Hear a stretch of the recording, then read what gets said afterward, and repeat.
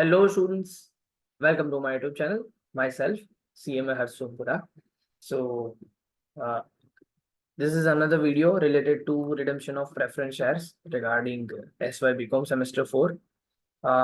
यहाँ पे हमने ऑलरेडी इंट्रोडक्टरी वीडियो देख लिया है, 2 एग्जाम्पल ऑलरेडी हमने कर दिए हैं। ये थर्ड एग्जाम्पल है जो मैं इंट्रोडक्टरी तौर के ऊपर आपको समझाना चाहता हूँ कि क्या और चीज़ें आ सकती है। ठीक है, तो ये भी एक और एग्जाम्पल है जिसको आपको समझना है, फिर एप्लीकेशन के ऊपर हम जाएंगे, फिर हम सम्स के ऊपर जाएंगे ताकि आपको एक थरोली आइडिया आ जाए कि क्या करना है इसके अंदर।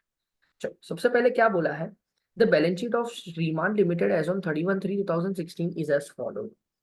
उन्होंने बोला है particulars, equities and liabilities, share holders fund, share capital दिया है 30,000, equity shares of 10 is fully paid, equity shares fully paid है। 8,000 redeemable preference shares of 10 each fully paid up। अब प्रेफरेंस शेयर्स भी फुल्ली पेड है sir, fully paid है मतलब 2 entry नहीं आएगी, वो पार्टली पेड है फाइनल कॉल की, वो 2 एंट्री नहीं आने वाली है। रिजर्व्स एंड सरप्लस, ये बहुत ही इंपॉर्टेंट सेक्शन दिया हुआ है। ये रिजर्व एंड सरप्लस में ये सिक्योरिटी प्रीमियम है।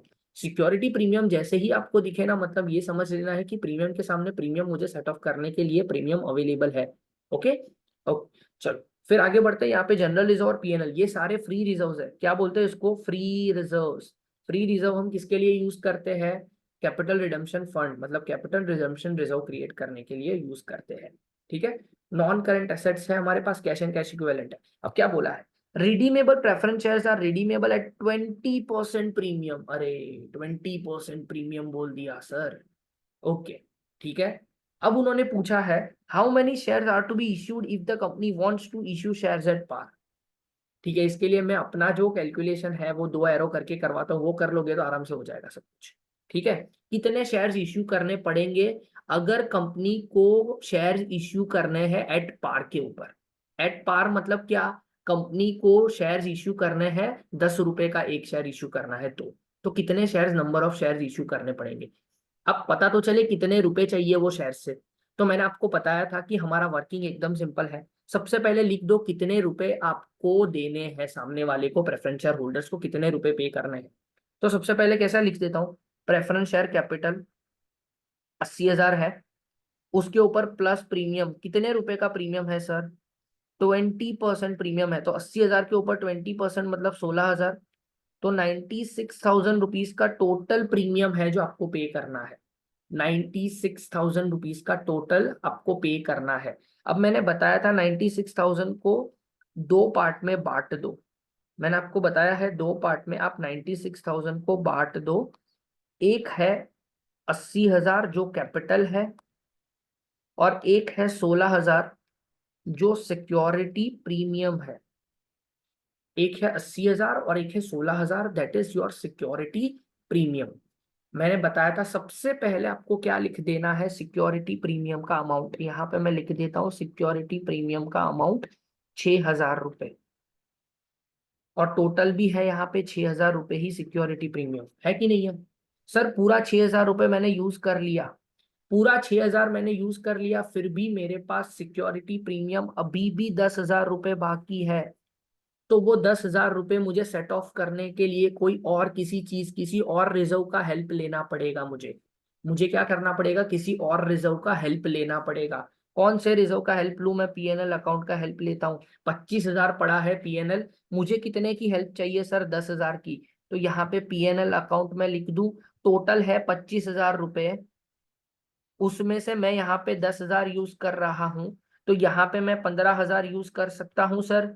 हाँ बिल्कुल यूज कर सकते हो सर, आप बिल्कुल यूज कर सकते हो। इसको मैं बाजू में लिख देता हूँ, जस्ट अ सेकेंड। ये सिक्योरिटी प्रीमियम, यहाँ पे मैं लिख देता हूँ कि ये सिक्योरिटी प्रीमियम है। ये 6,000 आपने यूज कर लिया। सबसे पहले वापस बताता हूँ आपने क्या किया। 96,000 का मैंने बाइफर्केशन पहले लिख दिया कि 80,000 कैपिटल पे करना है और 16,000 प्रीमियम। मैंने बोला था सबसे पहले प्रीमियम लिख दो।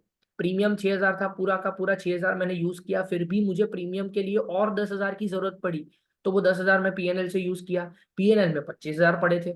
25,000 में से कितनी जरूरत है प्रीमियम को सेट ऑफ करने के लिए सर? 10,000 रुपए की जरूरत है, तो बाकी का 15,000 में कैपिटल में माइनस करने के लिए लिख दूंगा। लिख दिया सर। अब और क्या चीज पड़ी हुई है? अब यहाँ पे तो डैश हो गया। अब मुझे कैपिटल के सामने ही अब कितना पड़ा है सर? जनरल रिजर्व पड़ा है, कितने रुपए सर? 32,000 रुपीज पड़ा है। 32,000 रुपीज यहाँ पे लिख दो सर जनरल रिजर्व, यहाँ पे तो डैश हो गया। अब ये 32,000, अब और कोई चीज पड़ी नहीं है, अब और कोई चीज आपके पास है ही नहीं, तो अब माइनस कर दो। अब सारे रिजर्व्स आपने यूटिलाइज कर दिया, ये सारी चीज आपने यूटिलाइज कर दी है, तो 80,000 में से माइनस कर दो 15,000, माइनस कर दो 32,000, दैट इज 33,000 रुपीज आपको इक्विटी शेयर से चाहिए, इक्विटी शेयर से आपको चाहिए। अब फर्स्ट क्वेश्चन था क्या, कितना इक्विटी शेयर आप नंबर ऑफ शेयर इश्यू करोगे अगर आप एट पार पे इश्यू करोगे। एट पार मतलब क्या, इक्विटी शेयर्स का जो प्राइस है उतने प्राइस पे ही अगर आप इश्यू करोगे। 10 रुपए का इक्विटी शेयर है, अगर एक शेयर के ऊपर 10 रुपए आप चार्ज करोगे तो कितने नंबर ऑफ शेयर आपको इश्यू करना है। सिंपल सिंपल सिंपल, आपको क्या करना है, नंबर ऑफ इक्विटी शेयर्स आपको अगर चाहिए तो कितना अमाउंट रिक्वायर्ड है, 33,000 डिवाइडेड बाय कितने नंबर, एक शेयर का कितने रुपए है, एक शेयर पे कितने रुपए चाहिए आपको वो कर दो। सर 10 रुपए चाहिए तो 3,300 शेयर्स मुझे इश्यू करने पड़ेंगे, दैट्स इट। 3,300 शेयर्स मुझे इश्यू करने, एक शेयर के ऊपर कितने रुपए चाहिए, 10 रुपए, दैट्स इट। सेकेंड क्वेश्चन उन्होंने पूछा है, अगर आप इक्विटी शेयर इश्यू करना चाहते हो 10% प्रीमियम के ऊपर, इक्विटी शेयर आप इश्यू करना चाहते हो 10% प्रीमियम के ऊपर, तो आपको इक्विटी शेयर के सामने रुपए कितने चाहिए सर। इक्विटी शेयर से मुझे 33,000 रुपीज चाहिए, वो देखो कैलकुलेशन सेम ही रहेगा, नंबर ऑफ शेयर सिर्फ चेंज रहेगा, बाकी ये कैलकुलेशन सेम ही रहेगा, ये दो एरो वाला कैलकुलेशन। 33,000 रुपीज चाहिए मुझे, अब नंबर ऑफ शेयर सिर्फ चेंज हो जाएंगे, इक्विटी शेयर कुछ नहीं करना है सर। 33,000 रुपीज चाहिए, एक शेयर की वैल्यू क्या हो जाएगी, 10 रुपए का एक शेयर है, 10% प्रीमियम, तो 10 रुपए का शेयर 10% प्रीमियम अगर मैं ऐड करूं तो एक शेयर की वैल्यू 11 रुपए हो जाएगी, एक शेयर की वैल्यू 11 रुपए हो जाएगी, तो 3,000 शेयर हो जाएगा। कर दो, 3,000 शेयर्स के ऊपर 11 रुपए अगर आप मल्टीप्लाई करोगे 33,000 रुपीज आपके पास आ जाएगा।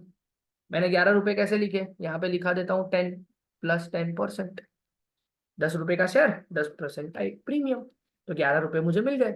एक शेयर के ऊपर अगर मुझे 11 रुपए चाहिए और टोटल मुझे 33,000 रुपीज चाहिए है, तो मैं यही करूंगा, कोई ऑप्शन ही नहीं है, हो गया। तो इसी वजह से, इसी तरह से आपकी एंट्रीज भी होती रहेगी। देखो इसके अंदर आपकी एंट्रीज जो नॉर्मल मैंने सिखाई है वही एंट्री होने वाली, पहली दो एंट्री नहीं होगी, मतलब प्रेफरेंस शेयर के फाइनल कॉल वाली एंट्री नहीं होगी, एसेट को सेल करने वाली एंट्री होगी ही नहीं, क्योंकि वो सारी चीज बोली नहीं है। फिर प्रेफरेंस शेयर को रिडीम करने वाले, ड्यू करने वाली एंट्री करो, फिर उसके बाद क्या करो, प्रीमियम के सामने प्रीमियम को सेट ऑफ करो, फिर उसके बाद क्या करो, कैपिटल रिडेम्पशन रिजर्व क्रिएट करो, कितने रुपए का, ये 32,000 प्लस 15,000 का, फिर 33,000 रुपीज के लिए क्या करो, इक्विटी शेयर इश्यू करो और फिर पेमेंट कर दो preference share holders to bank करके, कितने रुपए, 96,000 रुपीज, दैट्स इट।